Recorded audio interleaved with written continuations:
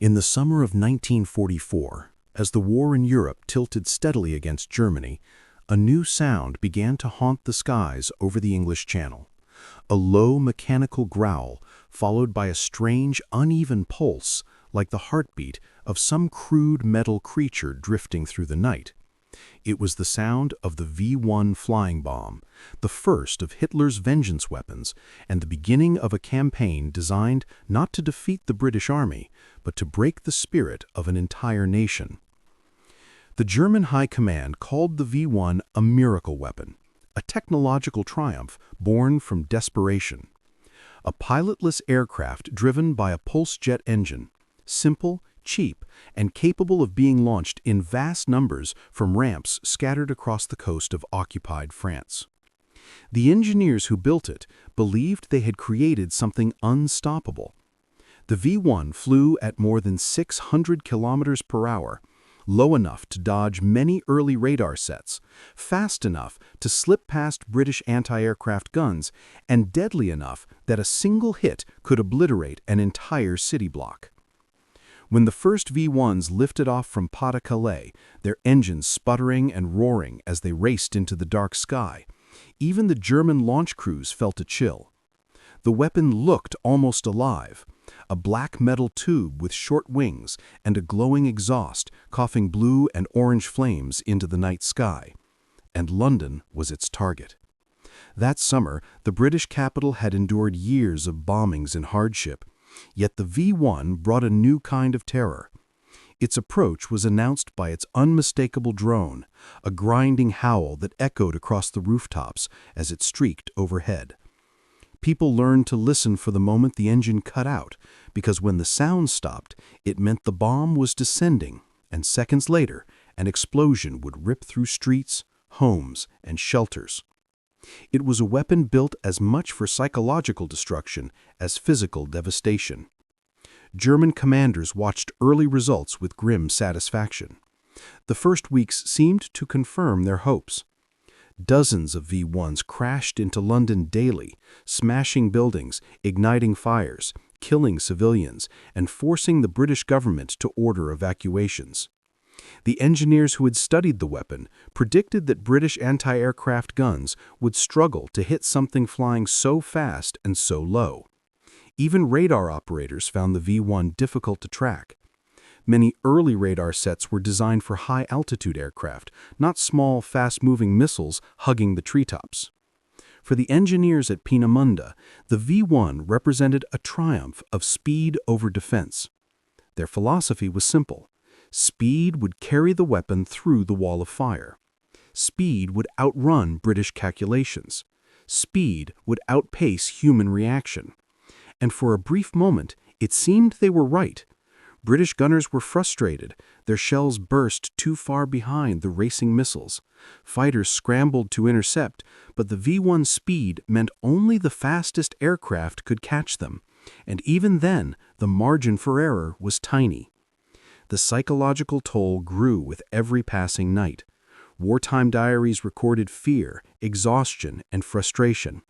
People huddled in shelters, listening to the engine drone overhead, praying it would not cut out above their neighborhood. The British War Cabinet demanded a solution, something, anything, to stop the storm of flying bombs.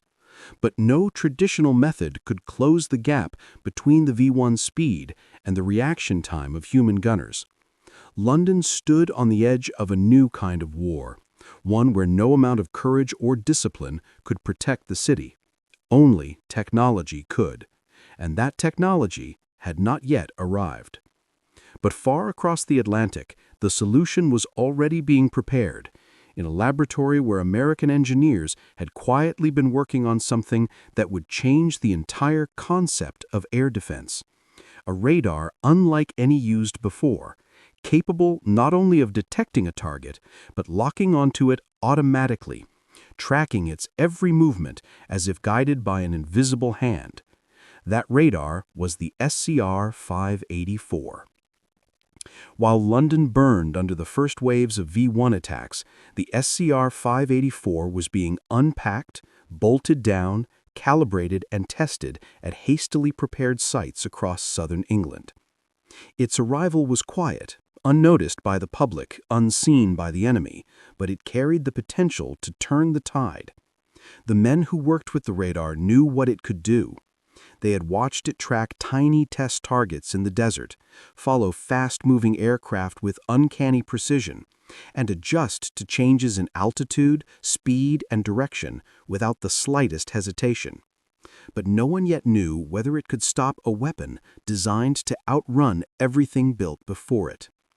As the V-1 onslaught grew heavier, British commanders realized they needed a new way to fight, not faster guns, not better shells, but a new eye in the sky, something that could see the V-1 despite its speed, despite its low flight path, despite its attempt to hide beneath the radar horizon.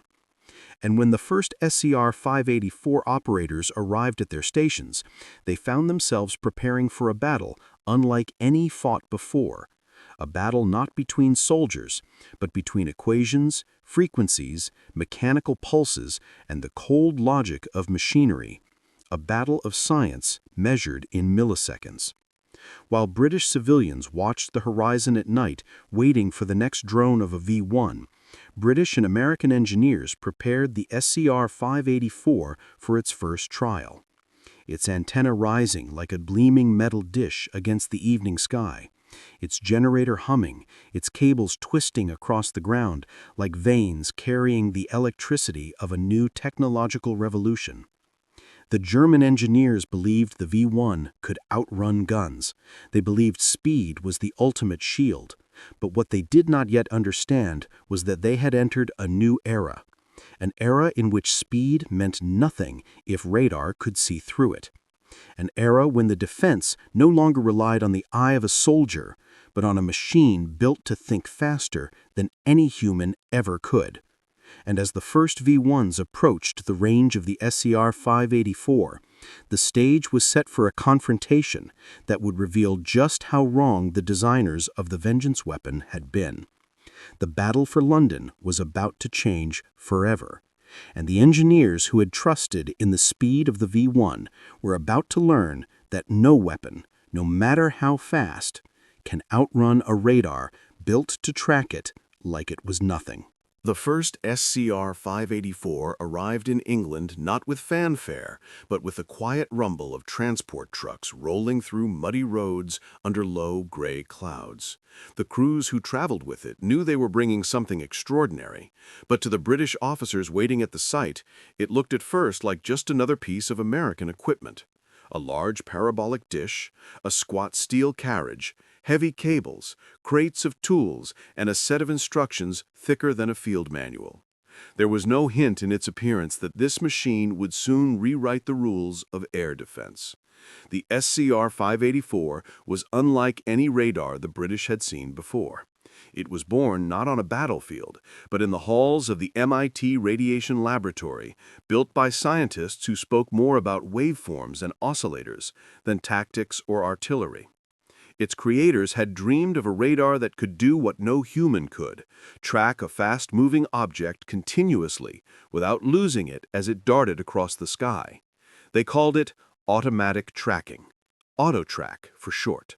And on that cold English morning in early 1944, the British officers who saw it had no idea how much that single feature would matter. Before long, the skies above them would fill with hundreds of V-1 flying bombs, each one racing toward London with the speed of a fighter and the destructive power of a small aircraft bomb. But for the moment, the British simply watched the Americans unload the equipment and wondered whether this strange machine could do what its operators claimed. The American radar crew began assembling the unit, the dish rising slowly on its mount like a metallic moon. Cables snaked across the muddy ground, connecting the dish to its control cabin. Inside the cramped cabin, the heartbeat of the radar pulsed to life. A steady hum mixed with the warm crackle of vacuum tubes, the glow of screens, and the soft whine of the rotating antenna. To the British technicians peering over the shoulders of the Americans, the interior of the SCR-584 looked almost alien. The displays were crisp, the controls precise, the electronic noise minimal. It felt less like wartime equipment and more like the future itself. When the radar finally powered up and began its first sweep, the operators leaned in, watching the screen with the same quiet anticipation as a soldier waiting for a shell to land. At first there was nothing, just the soft curve of the ground return and faint atmospheric echoes. Then a blip appeared, small, distant, moving across the screen with faint but steady rhythm. The American operator smiled. "Aircraft," he said, and with a flick of a switch, he activated the auto-track system. The radar dish above them stopped its wide searching motion and began to follow the tiny blip automatically, smoothly, precisely, as if the target were tethered to the dish by some invisible thread. The British officers exchanged startled looks. They had never seen a radar lock onto a target without constant manual adjustment. Most British sets required two operators to keep a single aircraft centered on the screen. But this machine did it alone, adjusting its aim hundreds of times per second. The American operator pointed at the screen. The target was a small reconnaissance aircraft flying at medium altitude, but the radar tracked it effortlessly, plotting its position, speed, and direction with accuracy that seemed almost unnatural. But the British were not yet convinced. Tracking a slow aircraft was one thing. Tracking a V-1 was something else entirely. The V-1 flew low, fast, erratic, hugging the landscape to evade detection and presenting a tiny radar cross-section. No radar in Britain had ever reliably tracked one from launch to interception. Even the advanced British sets wavered when the V-1 dipped suddenly or streaked past at incredible speed. But the Americans were ready to prove that the SCR-584 was built for exactly this challenge. They waited for a night when German forces launched a heavy barrage from Pas-de-Calais. The British warning system detected dozens of V-1s rising into the night, the drone of their pulse jet engines echoing faintly across the channel. Operators braced themselves, searchlights swiveled into position, artillery crews snapped to readiness, and radar stations strained to follow the incoming wave. The American crew powered up the SCR-584 and pointed the dish toward the horizon, waiting for the moment the V-1s crossed into range. The blips appeared suddenly, sharp and fast, climbing across the screen like sparks racing upward on a dark sheet. The British technicians tensed, their breath held. They knew how difficult these targets were. The radar beeped once, the operator flipped the switch, and the auto-track system locked on instantly.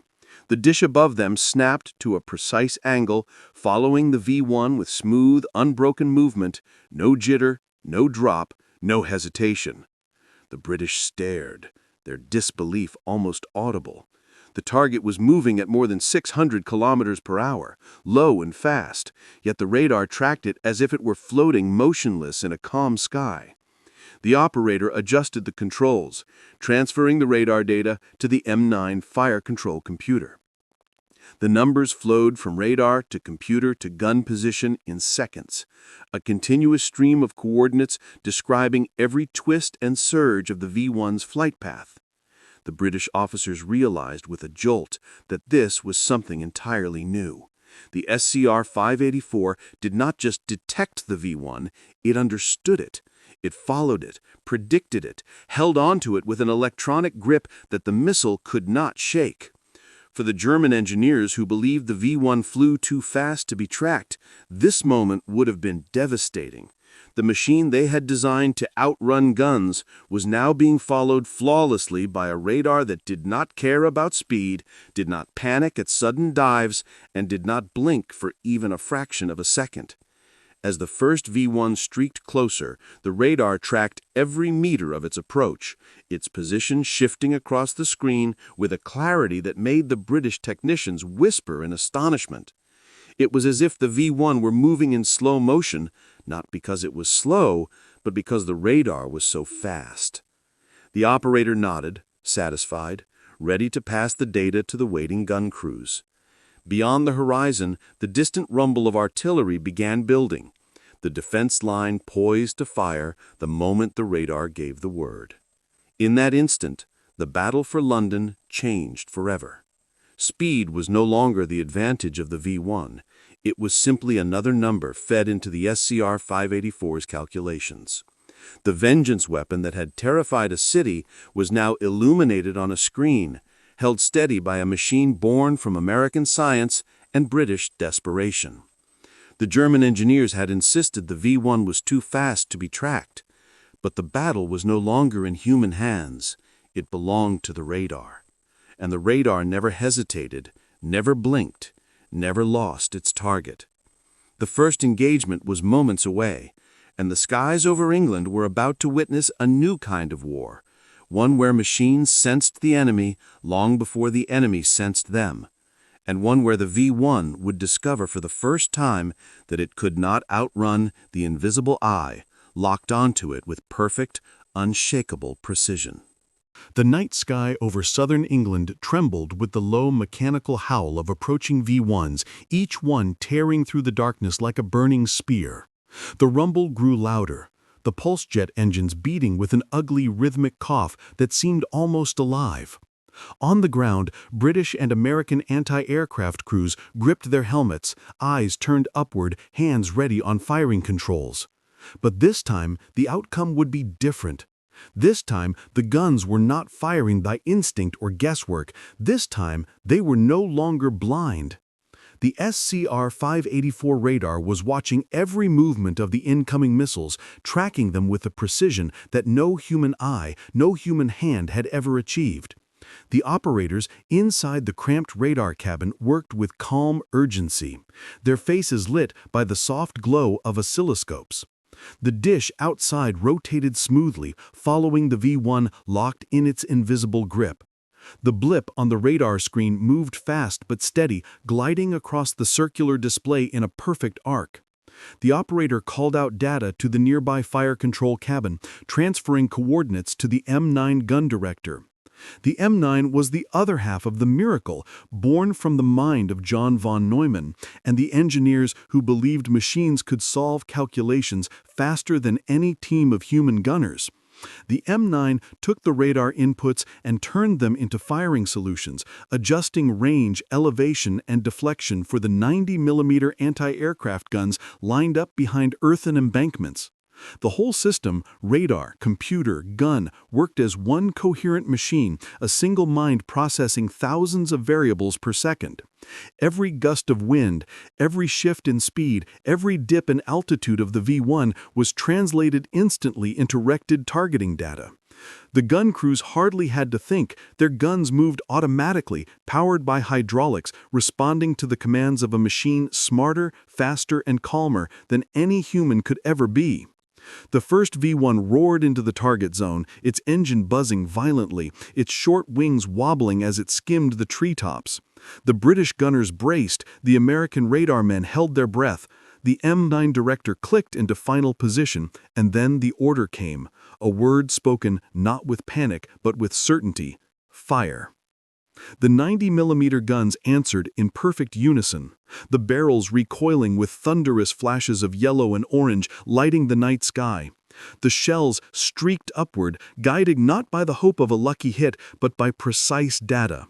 The shells carried a new secret weapon inside, the VT proximity fuse, a tiny marvel of American engineering that sensed a target's presence and detonated automatically when near it. No more guessing, no more timing, no more shells bursting too far behind a target.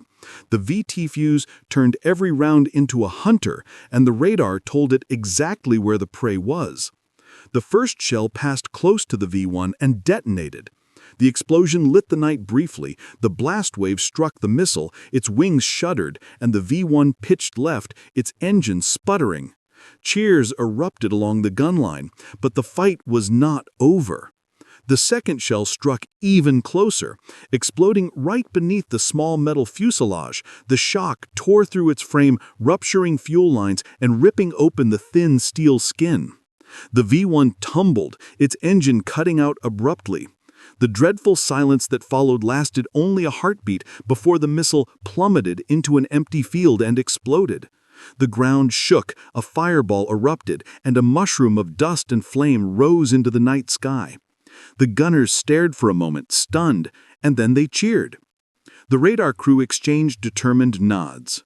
The system worked flawlessly. The impossible shot had been made possible not by luck, not by heroism, but by mathematics and electricity. The second V-1 appeared on the radar screen, its blip bright, fast, and steady. The SCR-584 tracked it instantly, handing targeting data to the M9 computer. The guns adjusted. Again, the gunners watched the barrels shift smoothly as if guided by an invisible hand. The order came, fire.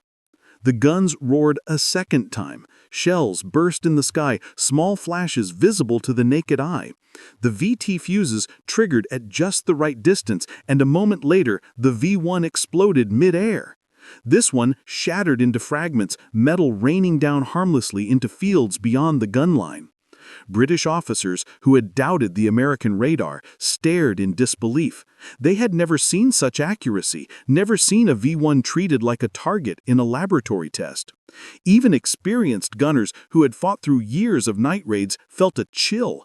The SCR-584 had not simply helped the guns, it had transformed them from blunt instruments into precision tools. Over the next hour, more V-1s raced toward the coast, and every one of them entered the kill zone, governed by the SCR-584 and the M9. Each time the radar locked on, each time the guns responded within seconds, shells burst with eerie accuracy, and V-1 after V-1 fell from the sky in flames. It was as if the missiles were being swatted down, effortlessly handled like insects on a screen. The British began calling it the impossible shot, because before the SCR-584, no anti-aircraft battery in the world could reliably hit a target moving that fast, that low, at that angle. German engineers had built the V-1 to outrun defenders, to make interceptors struggle, and to overwhelm anti-aircraft guns through sheer speed. They believed speed was all that mattered. But on this night, speed meant nothing. The radar saw through speed, saw through distance, saw through darkness, and produced firing solutions so accurate that the V-1s might as well have been standing still. The news spread quickly through the gun belts and command posts. The Americans' radar tracks the V-1 like it is nothing. The British passed the same words from crew to crew. The impossible had become routine. At dawn, the sky brightened, revealing blackened fields, scattered debris, and the twisted remains of half-destroyed V-1s. The gun crews, exhausted but triumphant, looked across the horizon with a new sense of hope. They had not stopped the V-1 campaign, not yet, but they had proven something vital. The V-1 could be beaten. And not just occasionally, not by chance, but reliably, scientifically, methodically. The German engineers who believed their creation could outrun any gun would soon learn the truth. Speed was irrelevant when the enemy could see perfectly and react instantly. What mattered now was not the missile, but the radar that followed it with calm mechanical precision. The SCR-584 had turned the impossible into routine, turned fear into confidence, turned chaos into calculation. And London would never again face the V-1 defenseless. The battle had shifted. The defenders were no longer guessing, they were no longer hoping, they were no longer blind. With the SCR-584 guiding the guns, they now fought with perfect information. And in modern war, perfect information changes everything. The summer of 1944 brought relentless waves of V-1 flying bombs roaring across the English Channel night after night.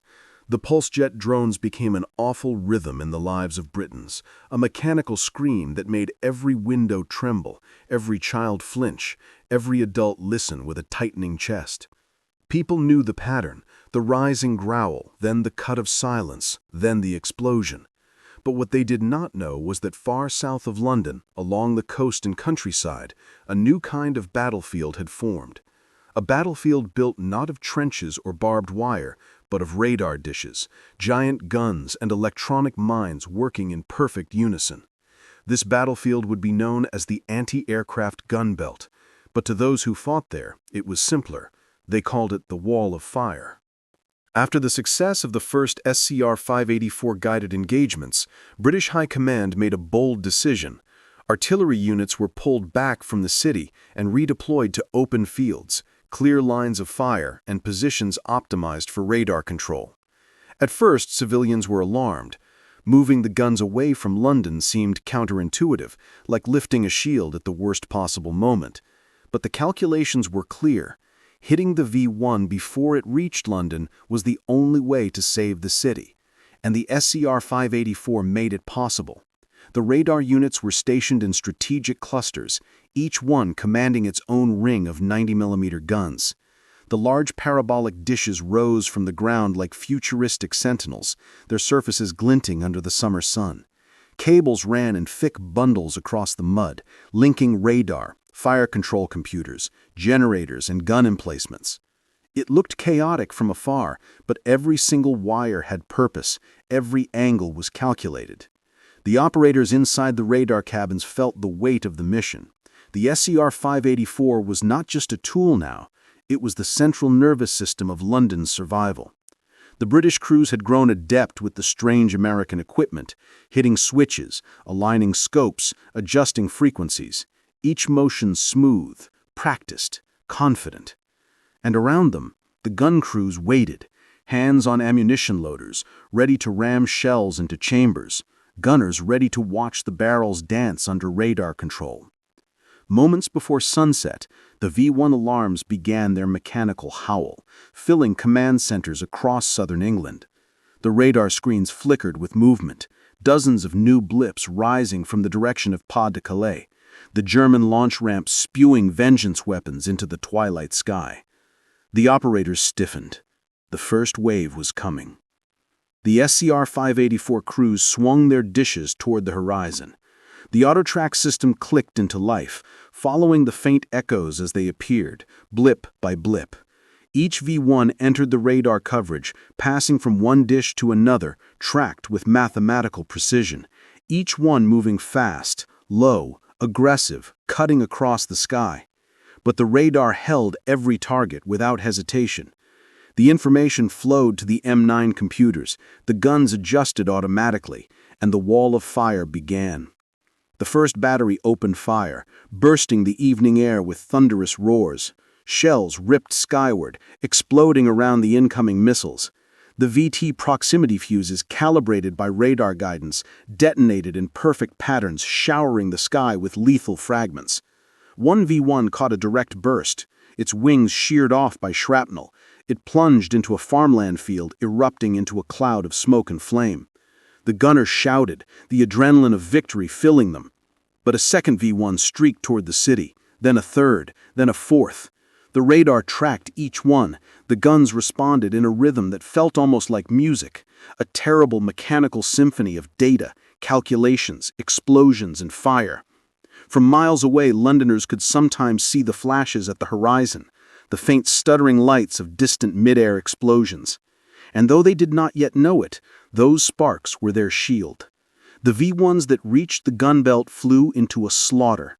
They came fast, but they died faster. The SCR-584 eliminated guesswork, eliminated fear, eliminated the chaos that had once made V-1s so terrifying. Now they were just targets, mathematical problems to be solved, and the radar solved them ruthlessly. The kill rate began to rise sharply. British commanders watched the numbers with disbelief. In the early weeks before the SCR-584, the anti-aircraft guns shot down barely 17% of incoming V-1s. Within days of full radar integration, the rate soared to 50%, then 60%, then 80%, then over 85%. Some batteries achieved even higher rates, with record-setting days where every V-1 in their sector was destroyed. Gunners who once fired dozens of shells per kill now fired only a handful. The efficiency was staggering. Even German intelligence noticed the shift. Reports from the Channel Coast carried grim notes from observers. Our missiles are destroyed in large numbers by new enemy methods. And though they did not yet know exactly what those methods were, they sensed something had changed, something profound, something that rendered speed meaningless, and the V-1 campaign slowly began to lose its edge. The gun belt fought every night, sometimes for hours. The SCR-584 track operators barely blinked their eyes, following the glowing blips as the missiles screamed across the screens. Sweat on their brows, headphones pressed tight, listening for updates and confirmations.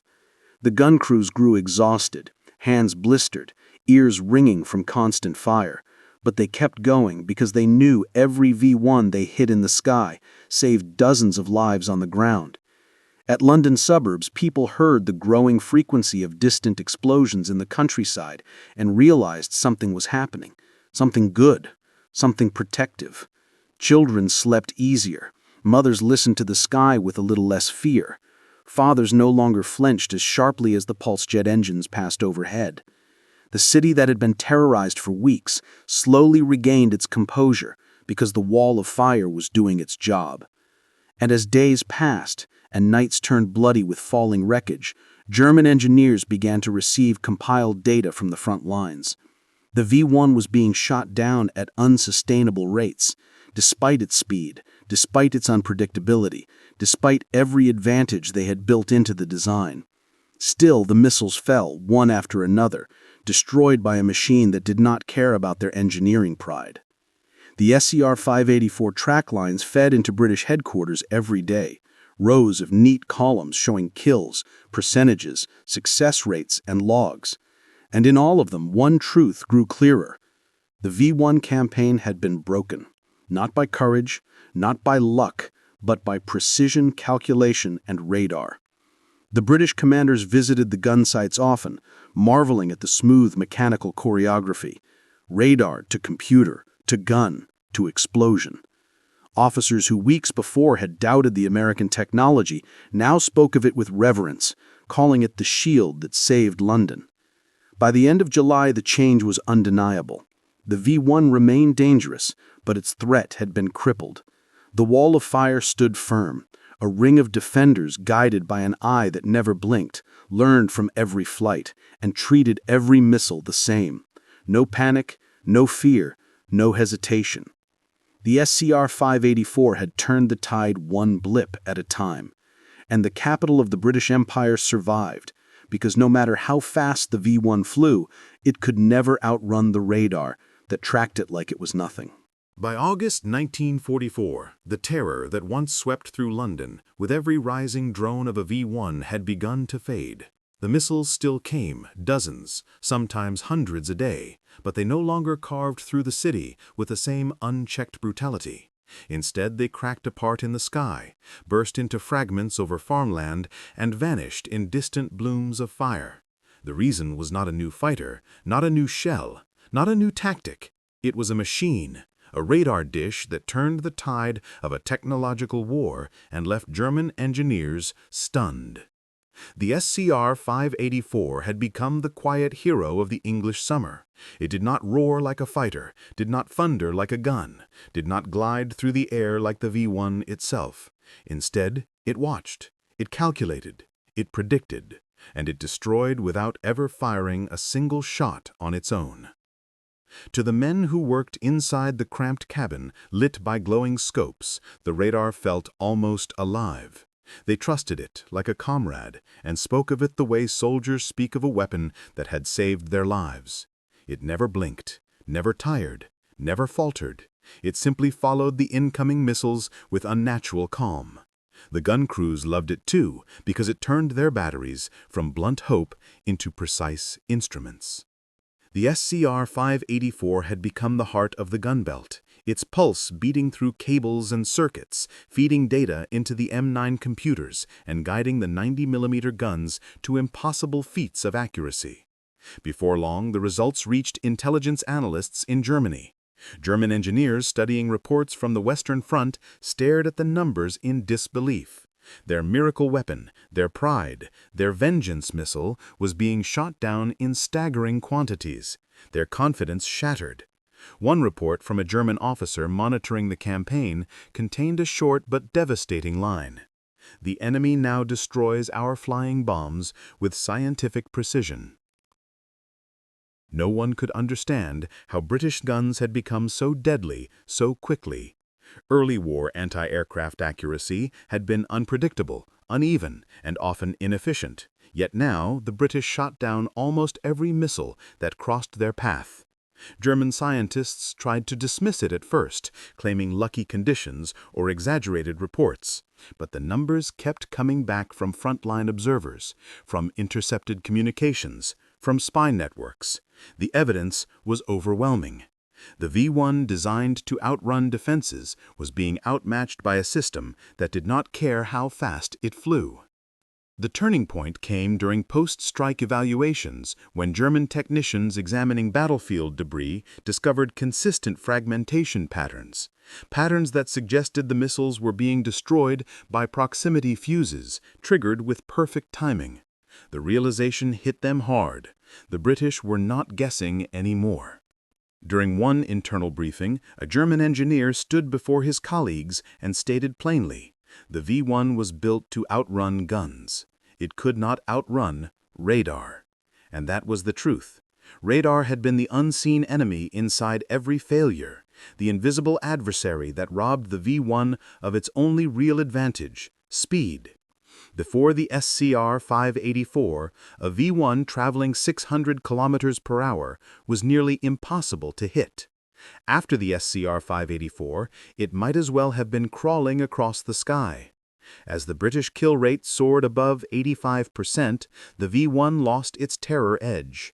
Entire flights of missiles were intercepted before even reaching London. The psychological pressure lifted, the fear softened. People stopped holding their breath every time the drone passed overhead. Britain had reclaimed the night, and it had done so through science. In command posts across southern England, analysts reviewed the data each morning. Crisp sheets documenting kills, radar engagement times, firing solutions, and ammunition consumption patterns. And in every case, the numbers confirmed one thing. The future of warfare had changed forever. Radar was no longer just a way to detect an enemy. It was a way to control the battlefield, to dictate the terms of the engagement, to turn guns into machines of mathematical certainty and enemies into predictable targets. The operators who had spent long nights inside radar cabins knew this better than anyone. Each V-1 they tracked taught them something new. Each pattern of movement refined the technology. Each successful intercept proved that the battle belonged not to the fastest machine, but to the smartest one. After the liberation of France, British and American forces overran German launch sites and captured surviving V-1 facilities. Engineers inspected the ramps, the assembly lines, the engines, the control systems, and they found what they expected: a weapon simple, effective, and terrifying in its purpose. But they also found the limits of its design: speed without maneuverability, altitude without variation, a predictable trajectory once the initial course was set. The V-1 followed a steady path, perfect for radar prediction, perfect for the SCR-584 to exploit.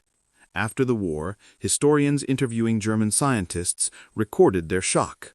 Many had believed the V-1 campaign would cripple London, perhaps change the course of the conflict. But when asked when they realized the campaign was doomed, most responded the same way: when we learned about the American radar. The SCR-584 was not flashy, it was not famous. It lacked the dramatic silhouette of the Spitfire or the romantic legend of fighter races, but its impact was greater than any single aircraft. It changed the way nations defended themselves. It laid the groundwork for missile tracking systems, the foundation for Cold War defense networks, the birth of modern fire control, and the dawn of electronic warfare technologies that would shape conflicts for decades to come. The radar that once tracked V-1 flying bombs through the English night would evolve into systems that could track supersonic aircraft, ballistic missiles, and satellites. It was the ancestor of the radar shields that guard entire continents today, and it earned that legacy not through spectacle, but through precision, reliability, and unshakable accuracy. Near the end of the campaign, a British officer visited one of the gun sites where fragments of a V-1 still smoldered in a nearby field. He watched the SCR-584 dish rotate slowly, settling back into its idle posture, its work done for the night. A gunner looked at the officer and said quietly, "We do not fear them anymore, sir. We see them before they see us." That simple sentence captured the essence of the radar revolution. The V-1 was born from the belief that speed could conquer everything. But the SCR-584 proved that speed meant nothing against an enemy that could watch every movement in real time, an enemy that understood the battlefield faster than a pilotless missile ever could. The radar did not just defend London. It humbled a weapon of terror. It stripped the vengeance weapon of its power. And in doing so, it marked the moment when wars stopped being fought only with steel and gunpowder and began to be fought with information, timing, and precision. And in that shift, the V-1, the pride of German engineering, became nothing more than a bright blip on a radar screen, a target tracked effortlessly by a machine that treated it as if it was nothing at all.